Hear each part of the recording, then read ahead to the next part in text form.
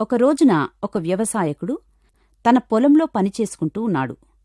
తన కుమారుడు సమీపంలో ఉన్న ఒక కొలనులో ఈత కొరకు దూకాడు. కాని అది వాస్తవానికి మొసళ్ల మడుగు. ఆ పిల్లవాడికి తెలియక అందులో దూకేశాడు.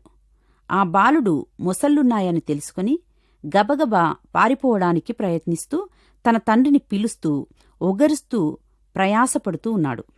తండ్రి తన కొడుకు పరిస్థితి చూస్తూ పరిగెత్తి వెళ్లి మొసలిపట్టు నుండి తప్పించుకోలేకపోతూ ఉన్న తన కొడుకును పట్టుకుని లాగుతూ ఉన్నాడు. కాలు పట్టుకుని మొసలి లాగుతుంది, కొడుకు శరీరాన్ని పట్టుకుని తండ్రి లాగుతూ ఉన్నాడు. మొసలి బలాన్ని తండ్రి ఎదుర్కోలేకపోతూ ఉన్నప్పటికీ శక్తికి మించి పోరాడుతూ ఉన్నాడు. చివరికి ఎలాగో తండ్రి గెలిచాడు. తన కొడుకును దక్కించుకొని తన చేతుల్లోకి తీసుకున్నాడు.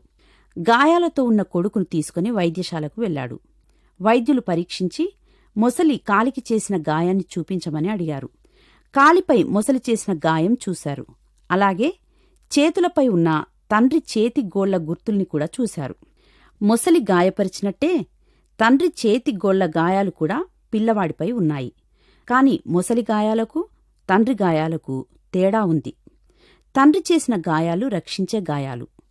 ఇదే విధంగా మనల్ని రక్షించే దేవుని ద్వారా మనకు కొన్ని గాయాలు కావచ్చు.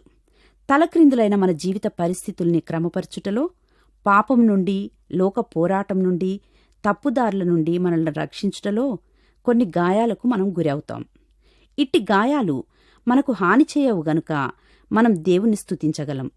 మనకు సంభవించిన ఇట్టి పరిస్థితులకై దేవుని స్తుతిద్దామా?